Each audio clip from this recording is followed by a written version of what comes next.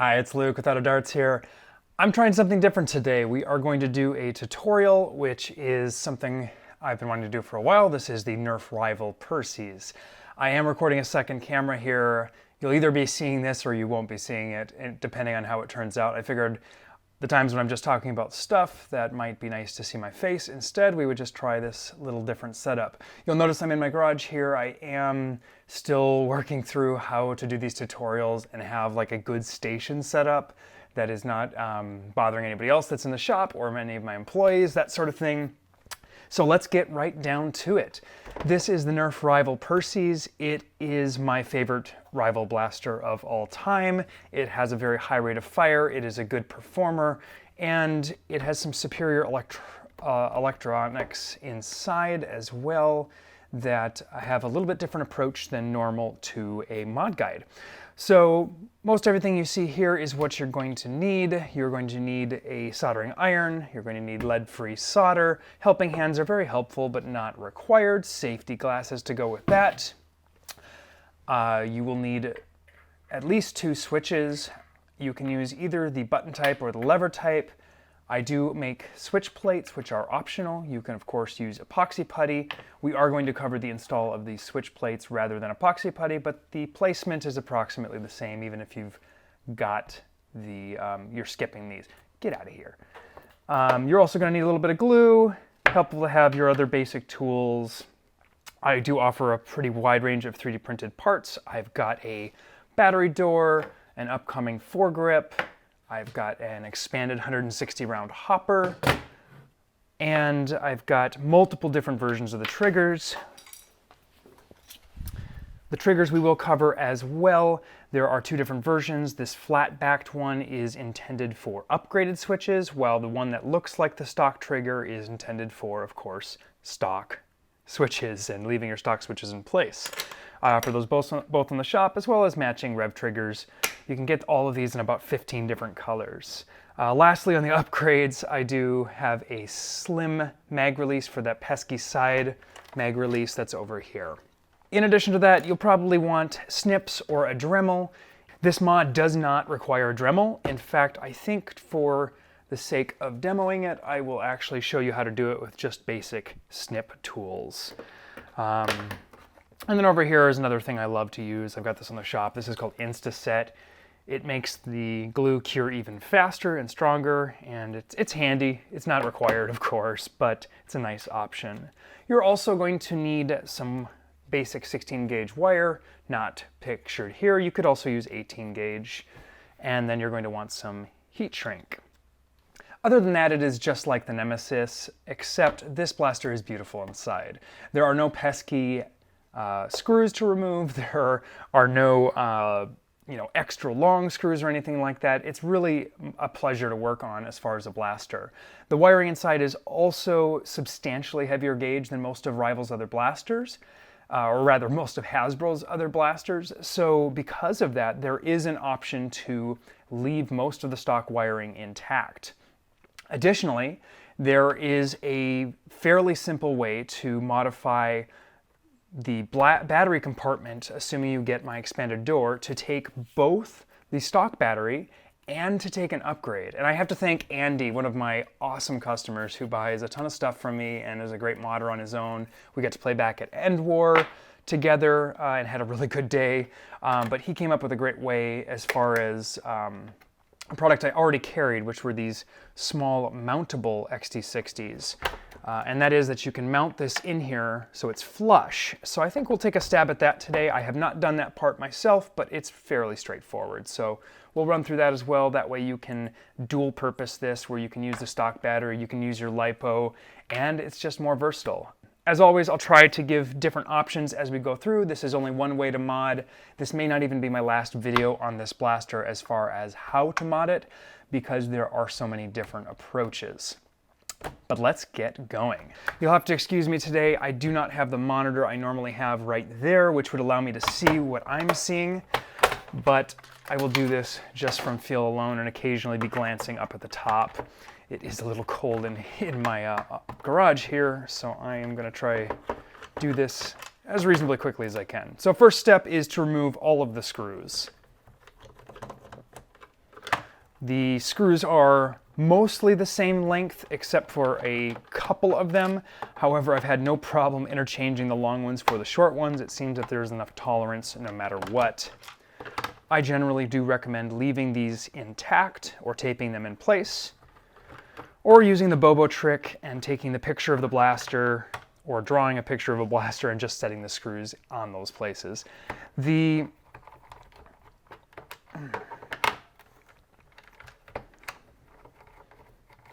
are going to have to make some small cuts to the left side, that's this side of the shell, and because of that you are going to have to tip the blaster upside down, which will dump your screws out, so just be ready and aware of that. And that's basically going to be about adding some clearance for the new switches we're going to stick in there, because this blaster is a little tight in the handle. Unlike the Nemesis, it's a much smaller blaster overall, so you are going to need to make a couple little changes there, but they are really quite easy to do.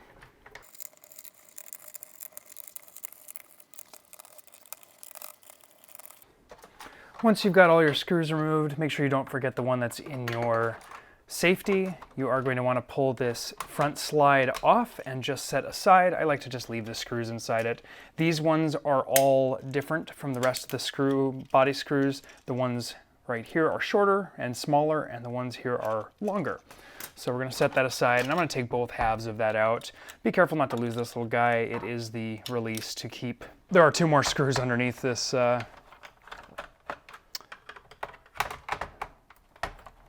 front here. So after you've removed that slide, you can pull those two screws, and then we should be able to slowly work our way off. Now these rival screws do really like to stick, so sometimes you do have to grab a little extra, another spin here and there, or you know, maybe you're just like me and you missed a whole screw in the handle. Pretty easy to do because there are a substantial number of screws in this blaster. The nice thing about it, however, is that none of them have stripped. This will now be my fourth. Perses I've modded, and I've not stripped a single screw or had any of them stuck. I can't tell you how many dead Nemesi. I'm not really sure how you'd say that. I'm going to say Nemesi. I have a lot of dead Nemesi. All right, so for now we're going to set this shell aside, and we're just going to work on the main body, and we'll come back to the cuts we need to do on the right shell later. You have the option of keeping the stock trigger or upgrading triggers that I sell, but either can work with my switch plates and either can work with just epoxying back in place.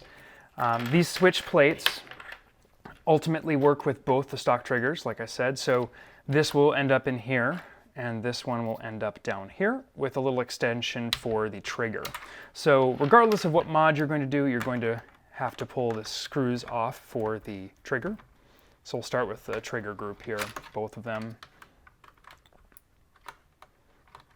Now if you've got a little, I like keeping a little parts bin around to toss in specific screws and parts. It lets me group them together and understand where they came from. Everybody's kind of got their own method for that, but this is just what tends to work for me. Now, assuming that we're going to, the ultimate placement of these switches is going to be like this. There's going to be one sticking this way and one sticking about like that. And I would suggest the same placement even if you aren't going to use my switch plates. The process is identical. You're just going to cut down and then build up with epoxy. And so next step here, we're going to do a little bit of electronic demolition, but don't get too excited here. My recommendation for this blaster is substantially different than a lot of other blasters. But starting with the top, we are going to snip all 4 of these wires off up here. This is the lock for the jam door. When you check the jam door, it will not run, and we don't need that done. I will undo this tape.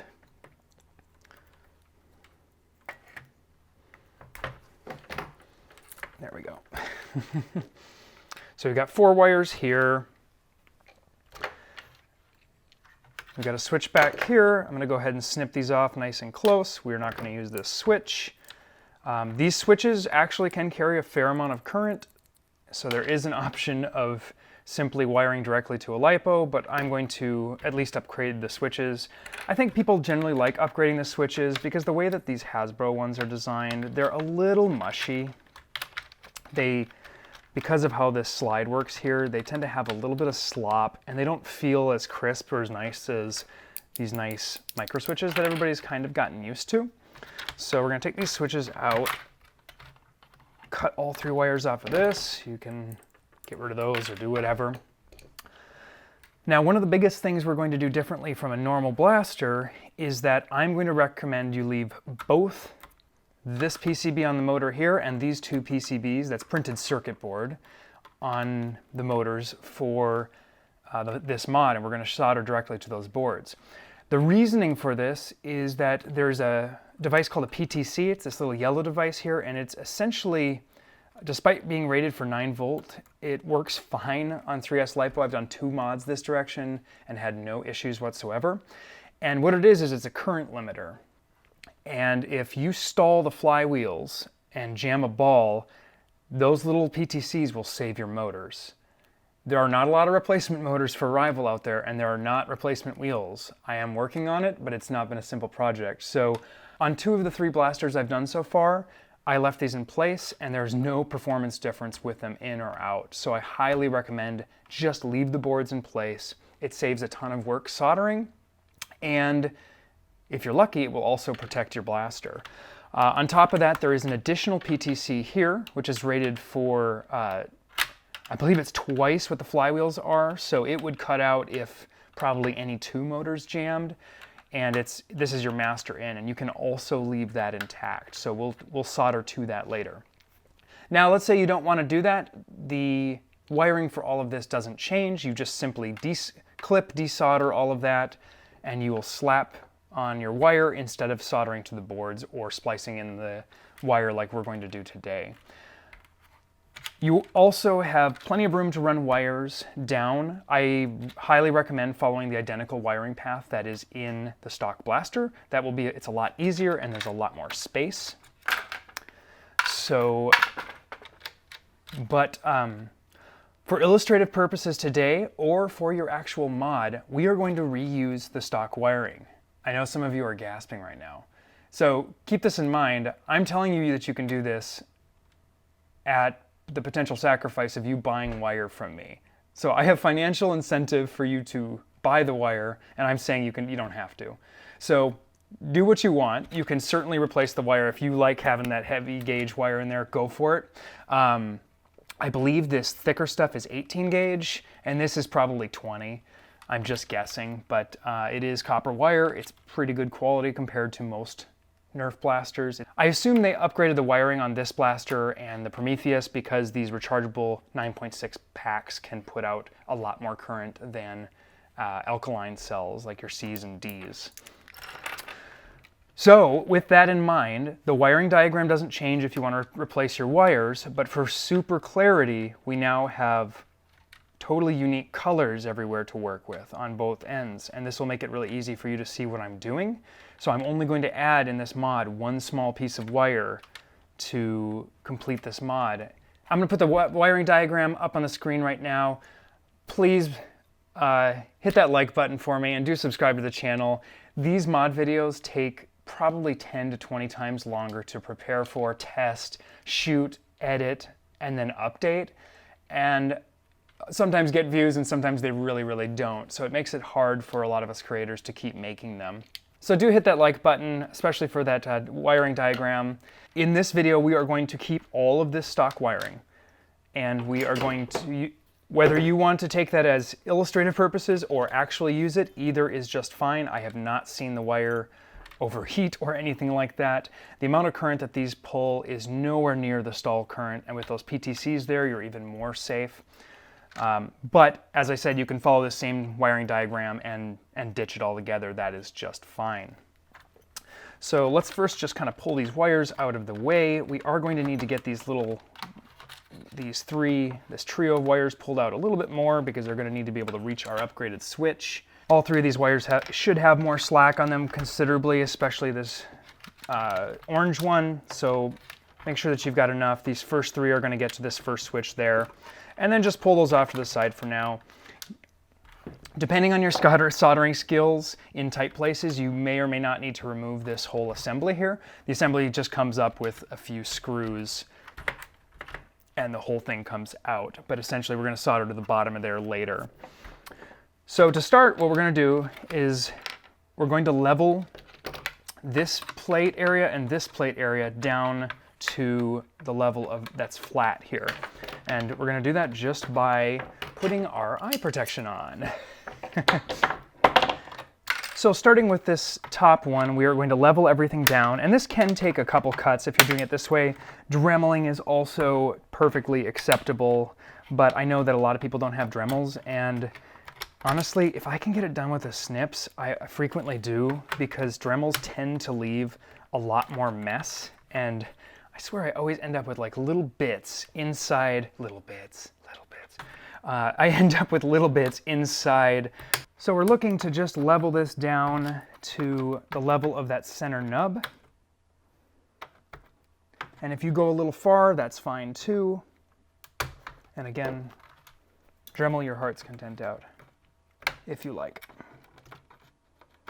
I promise if I look super awkward, it's not because I've never used a tool before. I'm reaching out in front of the camera and it's not quite the perfect setup. So for this top plate, that should be all the cutting we need to do. I'm not 100% sure because I've only installed these plates twice so far personally. We're going to take this screw out, and that screw is going to go into this new screw hole. But before we do that, let's check placement. So you can see where that obviously fits. If you can't get this, so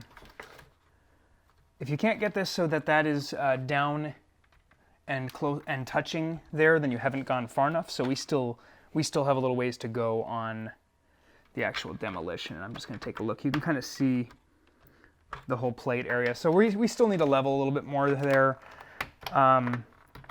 Again, I mean, with the Dremel, this would technically be faster, but I know plenty of people that, and I should also mention, you can't go too far on this. Like if you just keep cutting and you get rid of a bunch of it, the plate fills up this gap. So we're just looking to get down level with that. These plates are not quite as elegant as they were in the other ones, but I spent days trying to figure out a better solution, and this is pretty much it, because there are not a lot of placement options for the switch in this blaster, assuming you want to use full-size switches. So we do have to take off a bit of that. And you can just basically keep testing. This little rectangle fits on the rectangle part, and you'll know you've gone far enough when you can more or less line that up and put that screw in. So now we will go ahead and take the screw, make sure that is, this camera, my second camera keeps losing me. It's a little bit of a distraction, so we'll see whether we think this adds any actual value. So while you're doing this, you are going to need to get out most of this webbing that is right here.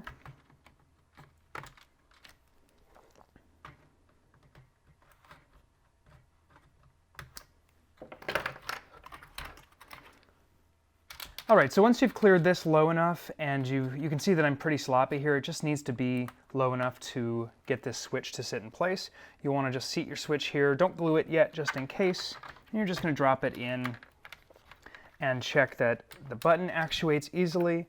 And then you're going to take either your upgraded 3D printed trigger or your stock trigger and just test the placement. And so this is perfect. So we know that's good.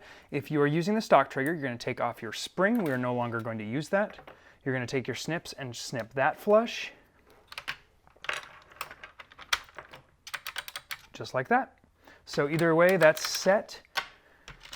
And lastly, I did put a screw in here for a reason. So don't forget your little screw. Oh, and I should clarify while I'm doing this that, in case it wasn't obvious, you do not need to glue this plate. Does not need to be glued in position. The next one does, however, and both switches need to be glued. So I'll set that aside while we do the demolition on the other side. On the other side, there is this plate that sits over the top of it. It is our goal to use it again, so straight down from the center of this hole, or just to the right, we're going to clip this. So it should look just like that, and that's going to go back on there. And you can sort of use that as your guide. You're going to, there's this first web right here. We're going to cut down there. We're going to leave a lot of this intact. Demolition for the bottom switch is going to look just like this. I hope this shows up okay on camera. I'm going to punch this in. I probably should have done this earlier, because we're sitting so close. But we're gonna everything that I have marked here, we are gonna bring down to the level of this screw boss down in the base. And so that's really just a lot of, we'll snip once down in the 2 spots where I want. Pliers are also handy. If you've sort of scored stuff, it comes off really easily. And we just want to get this down. We want no part of this square to be higher than the screw boss in the center. And this is where actual flush cutters can come in handy. This is the type that actually cuts a flat surface. But you can certainly do this again with the Dremel or with your normal snips. Just takes a few more. This switch plate will fit right down in like this. There's only one spot. You really can't screw it up. But if you put it in here, this should all be level. Your goal is that that's one flat level surface. And we can take a switch, set it in there. It should sit nice and flush. Great.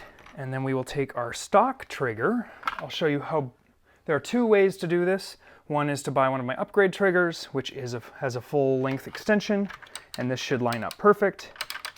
So we're set. Or the switch plate set does come with an extension, and this is just simply pushed into place. There's no reason to glue this, so I wouldn't bother. However, the one part of all this switch plate that is going to need glue is the bottom of this. I wanted to make this just fit in, and it almost does, but the only way in testing that I could get it to really stay was to make it really stick way back here, and it just seemed a little wasteful for the amount of printed plastic that would have to go into it. So what we're going to do is we're just going to put a bunch of glue where this thing goes. Usually glue this before the just glue on all sides, and this is just super glue. You can literally do this with hot glue. There's nothing wrong with that whatsoever. And that'll make sure it's not going to go anywhere. And then same with the switches. You do want to be careful when you're gluing switches. If you get vapor from this inside the contacts, you can actually make the switch fail. So when you're gluing a switch, you don't want to like drench the actual switch. I usually just like to hit a little layer there. If you do like that, you'll be safe, especially with this quick dry stuff. And that's it for that switch, and then we'll glue the other switch in place. If you decide to buy this type of switch, you've got 2 options. You can cut the lever off right here, or you can simply rip the entire lever off. Omron does not make this switch in the US in identical button strength without the lever, so I've been unable to source that, and there's a lot of like certification, but these come off pretty easily. Maybe be a little more careful than I was, but I just damaged the body a little bit. It's not going to hurt anything. But usually if you go back and forth, you can rip it right off. So same thing, we're going to put a little bit of glue just where this goes. We don't have to go too crazy. And I like to then double check that everything works. And that's good. If you feel any resistance anywhere, it probably means that you're going to need to cut a little bit more on the top or the bottom.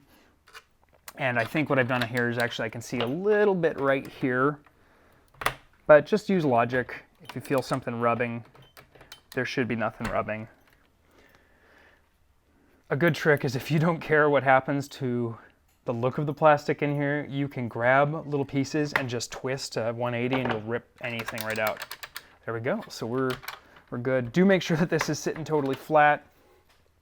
If you don't think it's totally glued in, you can always throw a little bit more on the edges, let them seep down.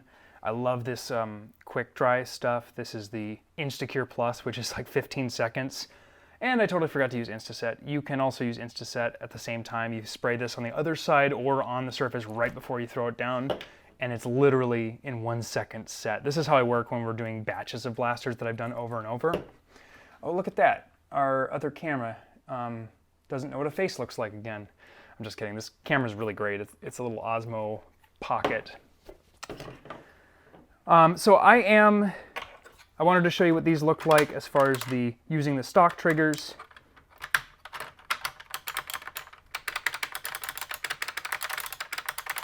They're great. However, I am not going to do that. I am going to put in my Galaxy Black upgraded triggers.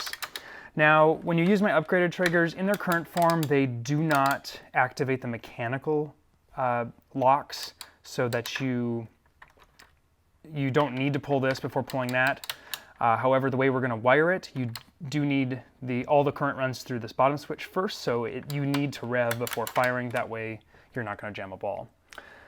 Next up, before we start our actual wiring, I am going to show you how to install this little XT60 E-M connector. And this is an XT60E mountable, which means you can actually mount it on a surface. And they're intended to be surface mount, and as my buddy Andy pointed out, they're just perfect for this mod because we're going to set this one up in what I think is the best way possible, where it will still use the stock parts, stock battery that is.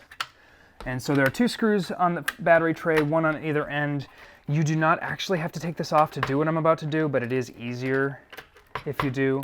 And now we hit one of the problems of doing videos. I know every time I lean my head in, you can't see. So I have been considering doing more live streaming, more like just fun mod chat and things like that. If that's something you'd be interested in, hit me up in the comments, because I don't currently have this set up for live stream, but I don't think it would be that difficult for me to get like at least one of the new streaming GoPros. So let me know what you think of that, and I will definitely consider it. So our stock battery terminal is right there, as you can see, and we're going to put our XT60 mountable so that it ends up sticking out right there. And so that intentionally lines up perfectly with my battery door, which has a gap, as you can see.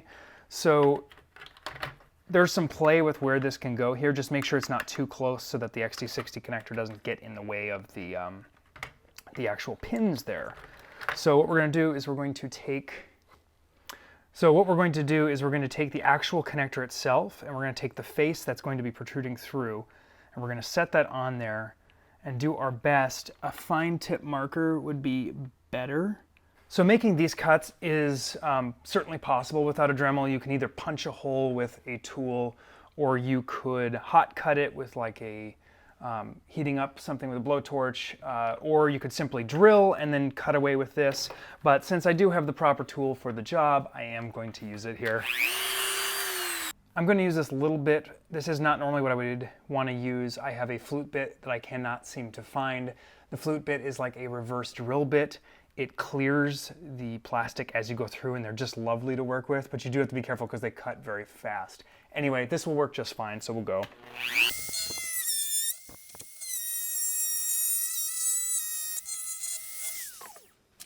Now, I frequently like to, if I'm going to use that type of bit, I'll cut the base like that, and then clean up the corners if it's something that I want square, because that style of bit is not going to cut as square as I'm going to want. Always be careful when you're using X-Acto knives. And now you can test this on the other side. I've already gone, unfortunately, a little too large, but you'll get the purpose. Inside, you're going to have this nice little connector sticking out. All right, so it turns out I'm a little unprepared here, unfortunately. I am still playing this game with, we have the warehouse and we have the studio, or rather I have my home workshop, which is where I'm filming this because it's a lot quieter and there's a lot less going on. I'm missing my glue gun.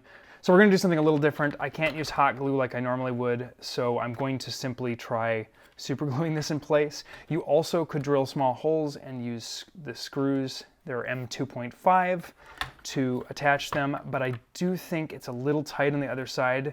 So if you do that, you may end up needing to take your battery here and cut a little bit to make it fit. But what I would recommend is you hold this battery in place where it goes, then set this in and then hot glue all around. That would be the easiest. Now, if you don't want to mess with all this and you don't think you want dual purpose battery, just cut the hole and you're going to put your XT60 connector through and inside. There's plenty of room inside the battery compartment, so it's not totally necessary. But essentially what I'm going to do is attempt to do this the messy way, which is to just glue. We'll see how that goes.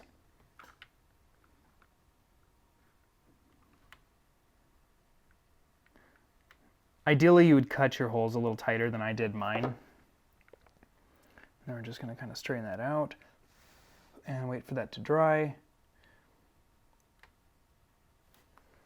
This is a great spot. This accelerator will speed up the process considerably. And hopefully this should hold. I actually think a nice hot glue gun at a pretty high temp is a better solution for this.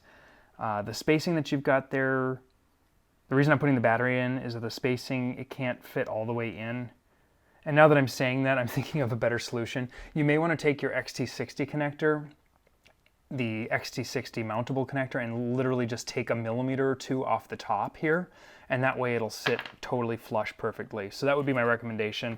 But this is already solid, assuming my battery wants to come out now. I'm sure we got a little bit of glue, so we can see on the inside that does protrude a tiny bit. That's why I'm saying you could just shave that down before putting it in. That would probably be a little bit better, but we should be just fine there. So this blaster is now completely prepared for wiring, and we're going to go back to this side of the shell, and I'm going to drop a whole bunch of screws out of here because I'm a little lazy right now. We're going to take a couple parts out. The smarter way to do that, what I just did there, would be to just tape them in place, or, as I frequently do, just work upside down. But anyway, we're going to remove this here. None of this we need anymore, and then we're going to cut all of that down as well. First, we are deactivating the safety completely by doing this mod, so we are going to hack those pieces off. We are also going to hack off all of this here, mostly just this left side.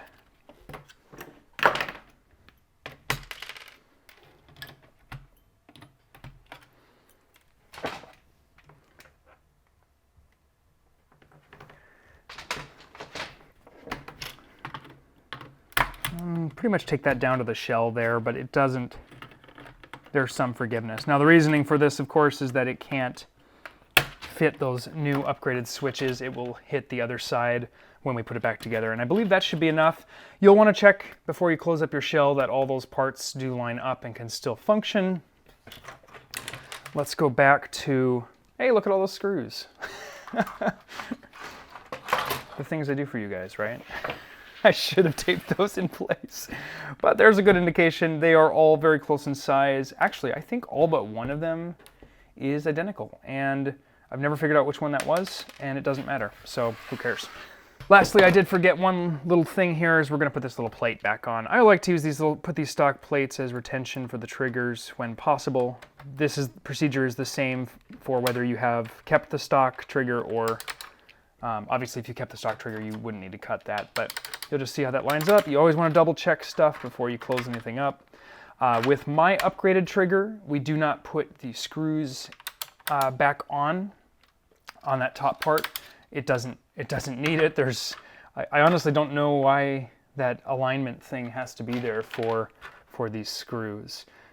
So it's not needed. The stock trigger obviously has it, but we, to save plastic and print time, just ditched it. As I said, there are a couple ways to do this. You can replace all of this wiring, and the wiring is the same. And as I mentioned before, for this purpose, for this mod guide, I am going to wire these using the stock wiring. So first we are going to join the pink and the red wires up here. You can do that by simply snipping them both, stripping them both. This is the positive lead going from the motors to your main trigger here, or coming from the main trigger, I should say. Soldering iron is on, and I walk away. So we are going to just combine these red and pink wires. This just is simply eliminating our original circuit that was there to stop the blaster from functioning when the door is open. And the easiest way is to just do it like that, and we'll slip some heat shrink on there later. Next, we'll strip all of the remaining contacts and have them prepped and ready.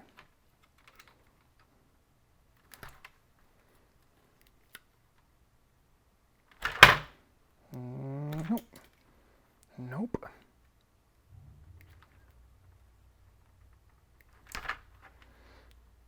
I'm missing my favorite wire strippers there. I believe they're at work. But we're going to go ahead and strip all 5 of these wires back here. Oops. Try to keep everything nice and clean. If I get a stray wire, I try to clean it up as I go. You'll notice me using a part of this wire strippers that's not actually meant for what I'm using, but it happens to work perfectly. This is probably 20 gauge wiring on the pusher, because the pusher doesn't pull as much current. And so there we've got those there. So starting with our rev trigger on the normally closed circuit here, we're going to, all of these 15 amp switches are wired the same, so we're going to start right down here. You can solder however you like. Personally, I like to use the physical hole whenever there's possible. I have left a channel down in the base here, which should allow for all of the wires you need to shove down here very easily. There's plenty of room in this blaster. I've had a couple customers, I think that the wires were causing shell closure issues, but it's the only place it gets at all tight is a little up there.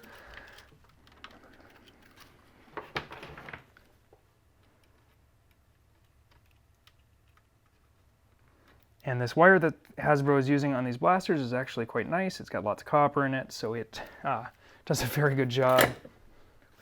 Very quick to solder. Next, we're going to take, so that red wire is our main power coming in from our battery. We will bridge that later. And then we will take our pink wire, run that down through to the other terminal.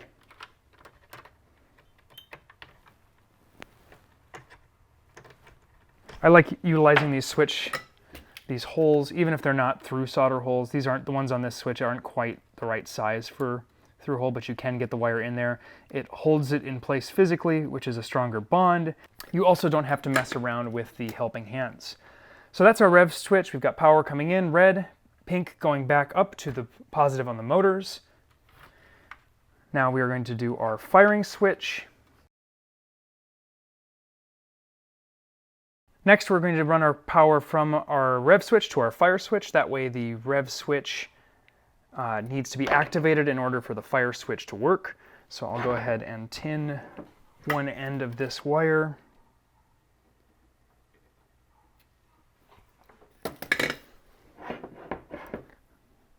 And then I'm going to solder it in place down here.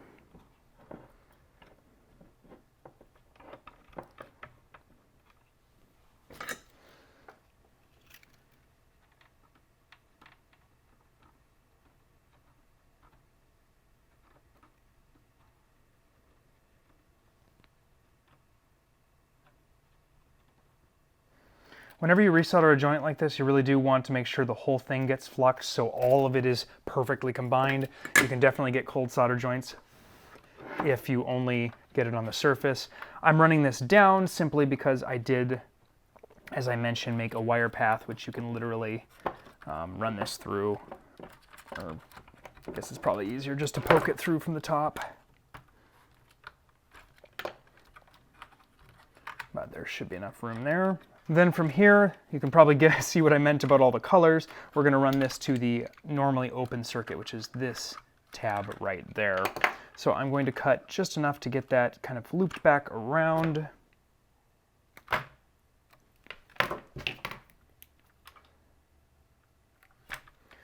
And this, I chose 16 gauge wire here. That was probably not necessary. In reality, I think 18 would have been fine, especially since we are relying on the rest of the blaster. I'm relying on the stock wiring there.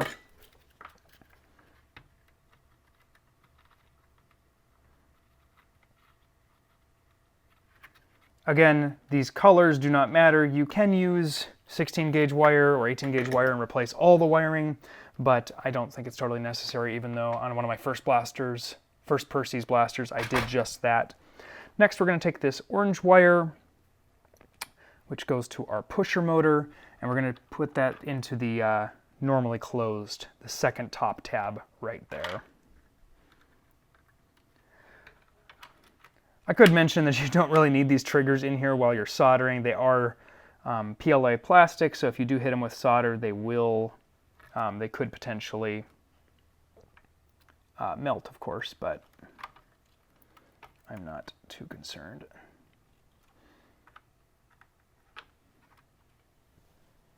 A lot of times I'll just shove that through, fold it over, hit it with solder, and call it good. Oh, this is awkward. I'm so backwards.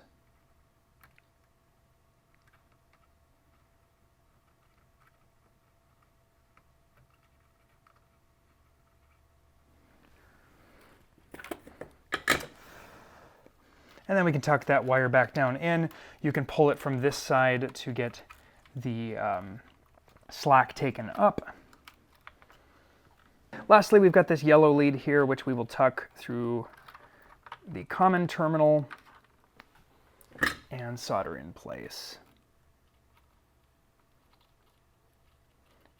I wish there was a better solution for, normally my head would be in here, so I can actually see what I'm working on, but with having a camera, large camera right overhead, there's only so much you can really do. All right, so I've stripped this last wire here, and we're going to tie in our main battery positive in to the main circuit. This is the battery in from the small connector here. We again have left this all intact, so the stock battery still works. But what we're looking for here is there are 4 tabs in the back here. 2 of them are connected. If you connect on the left side here, you're still utilizing the PTC, which in my experience so far has been just fine. If you ever have any issues with that or you blow the PTC, you just want to put it on this side. So it's pretty straightforward.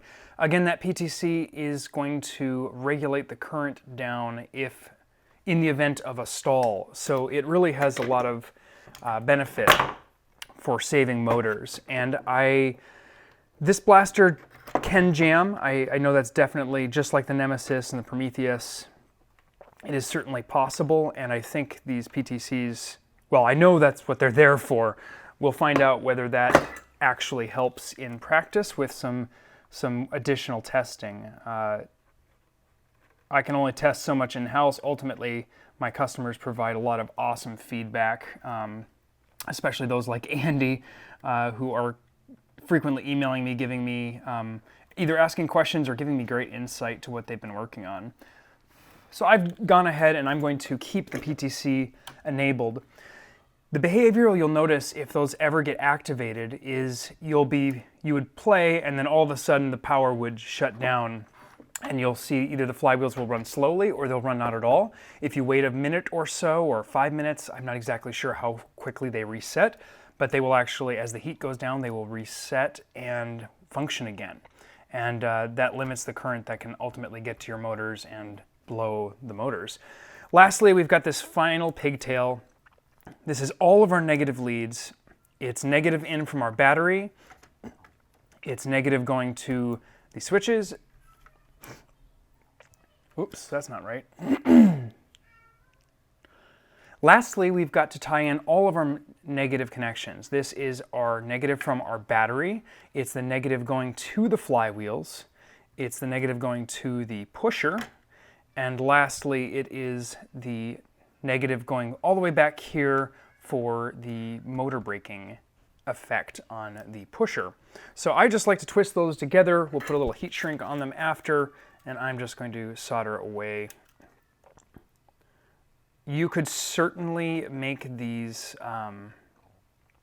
this pigtail of wires. This is way longer than it needs to be, but it's a little easier for me to demonstrate and show what's going on here. And so we're gonna just clean that up, get that all fluxed.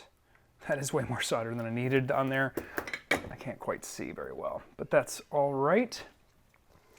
Lastly, I'm going to heat shrink this little connection here, just slide down.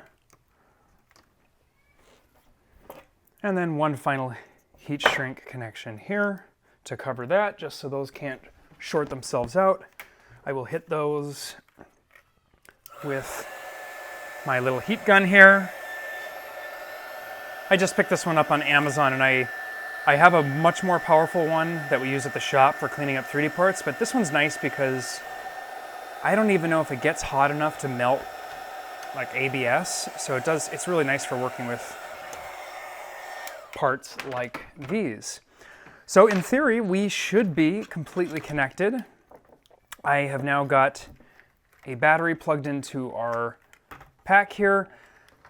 This is just a 2S, it's just what's sitting on the bench, but we indeed have power. And then we want to check that, yes, our switch does not turn on until the rev trigger is activated. And we are good to go.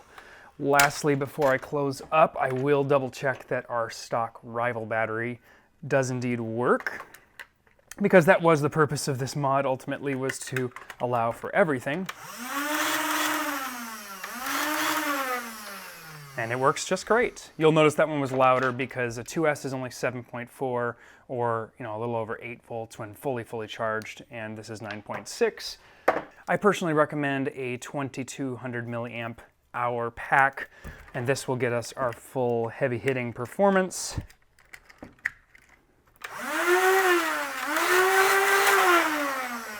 On 3S, this blaster can fire about 12 rounds a second on the high end, and that is really impressive. Now, the only downside to it is that no matter what you do so far that I've seen with the hopper, without the hopper, there's a limit to how many shots you can get off with that. You are going to want to give your blaster a shake as you run around, but truly, I hear a lot of people complaining about the blaster, but I think in normal use, I've not had any issues where I gone to pull the trigger and not fired. The only time I think you'd have that sort of problem is if you tried to,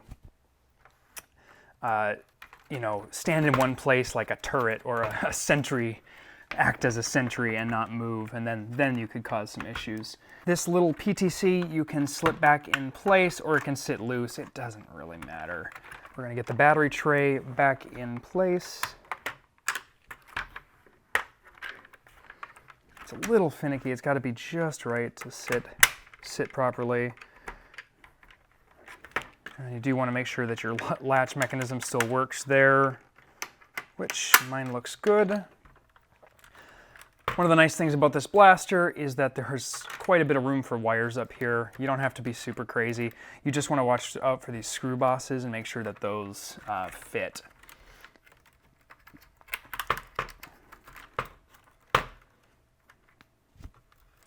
And same thing over here. We're going to tuck any wires in, and we want to tuck that wire. It can actually sit over the top of that if it needs to, but it just needs to stay away from that one screw boss, which does have another one that will sit on top of it on the other side. Should you have any issues closing that one, I have often just snipped this, and that really won't hurt anything either. But I think I've got it correct this time where we should not have an issue getting at it. One step that I always forget, and that is to hold the parts in, give the blaster a good shake. You can see all this garbage that's dumping out of here.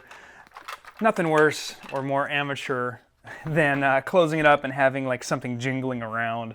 I have certainly done that plenty in the past. Not that there's anything wrong with it, it's just, it only takes an extra second to look at that. Now we're finally ready to close the blaster up, and you're going to want to double check that you don't have anything hitting or touching too close. I did have an issue here where one screw boss, my XT60 connector, this was the first time I had done this inline flush connector, and I'm a little close here, so I went ahead and clipped this tab on the other side. These blasters are really well built. They've got thicker walls than the normal Nerf blasters, and they've got so many screw bosses and screws, so clipping one is not going to have any effect on the rigidity of the blaster. But ideal world, you would have that angled up slightly more so you can avoid that and not have to have a collision there. And then you're going to want to check that nothing is, that your triggers slide fine. One nice final touch for any blaster mod is to lubricate the slide surfaces just a little bit. It's not totally necessary, but you are, especially in this case, it's 3D printed plastic, so you can do you don't have to go too crazy on it. You definitely don't want a ton in there because it can attract, grease will attract dirt and dust and things like that, but it doesn't hurt. I've already got that trigger in, so I'm not going to bother, but you certainly could while you're putting yours back together. So I'm checking that all my wires are clear and free of my... And these triggers are a little finicky until the shell is totally closed. I was having an issue there where everything wasn't totally lined up, but now I've got everything. They should be very snappy, they should not stick at all, and you want to make sure that they're like that before you screw them down, or you will spend a substantial amount of time doing that. So now we'll put all the screws back in.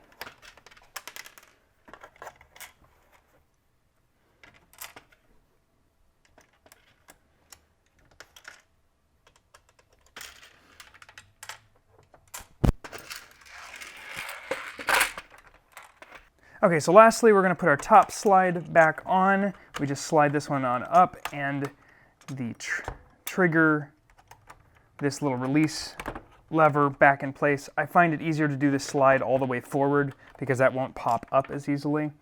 And then I think it's honestly easier to remove the screws first, get this in place, and then put the large screws in because they're threaded through a lot of plastic and they tend to be a little obnoxious. They like to fight assembly.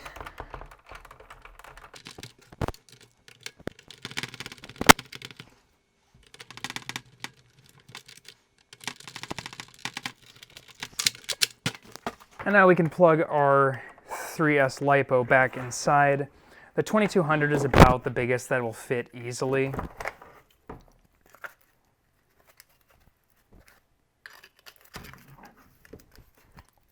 At least with my battery door design. You could probably make a smaller battery door if you wanted, but I wanted the ejection button to still work really well.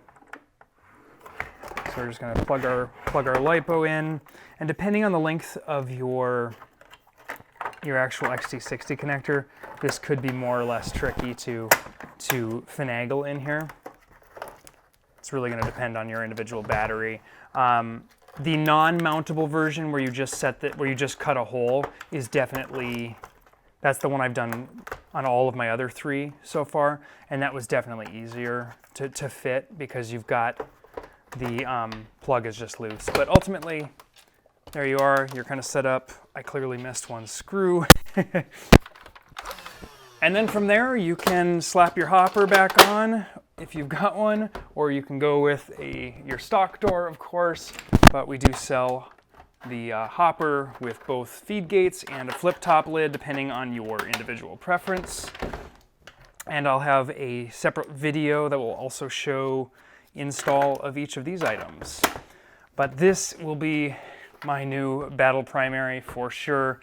There is one other part I do sell, which is the mag release. I'll show that in a separate video. Thank you so much for watching. These videos are a lot of work.